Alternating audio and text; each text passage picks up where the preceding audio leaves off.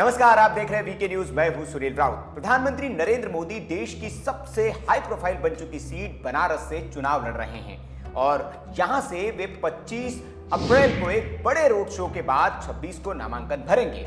लेकिन उससे पहले कई लोग उनकी मुसीबतें बढ़ाने के लिए सीट पर पहुंच रहे हैं। मुख्य विपक्षी दल भले ही मोदी के खिलाफ अभी तक उम्मीदवार तय नहीं कर पाए हैं, लेकिन निर्दलीय उम्मीदवार के तौर पर कई लोग यहां से चुनाव लड़ने के लिए पहुंच चुके हैं।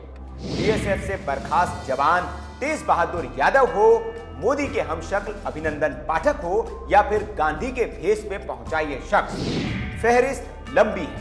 अब इस फहरिस्त में एक नाम संत समाज की ओर से भी जुड़ गया है।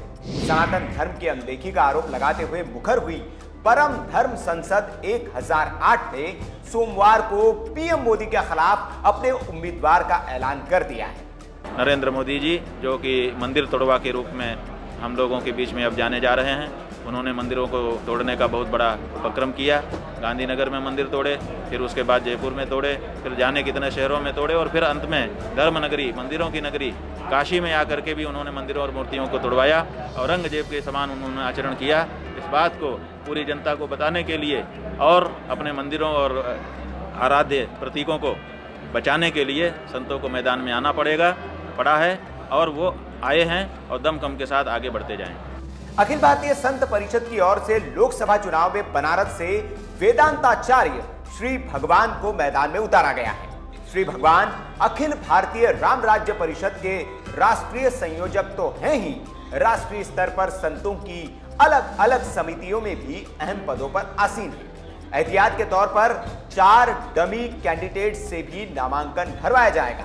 इनमें महाराज मणिशरण सनातन महाराज, महामंडलेश्वर स्वामी पद्मनाभ शरण महाराज, नीलम दुबे और सावित्री पांडे शामिल हैं। आपको बता दें कि मध्य प्रदेश के दमोह में 1.25 लाख मानस पाठ कराने के लिए मशहूर श्री भगवान की शिक्षा बनारस में ही हुई है और 2006 से 2009 तक पढ़ाई के दौरान उन्होंने 4 गोल्ड मेडल हासिल की हैं।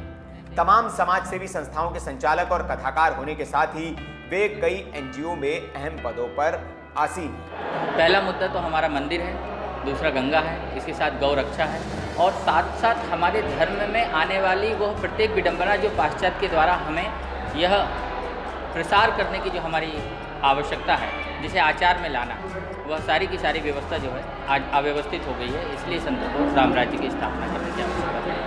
जिस पार्टी अखिल भारतीय राम राज्य परिषद से वे चुनाव लड़ रहे हैं, उसकी बात करें तो इस पार्टी की स्थापना स्वामी करपात्री जी महाराज ने की थी। हिंदू राष्ट्र की स्थापना के उद्देश्यों के साथ इस दल ने 1952 के पहले लोकसभा चुनाव में हिस्सा लिया था और 3 सीटें भी हासिल की थी। इसके अलावा 1952, 1957 और 1962 के विधानसभा चुनाव के दौरान खासकर राजस्थान में इस दल ने कई सीटों पर जीत हासिल की थी।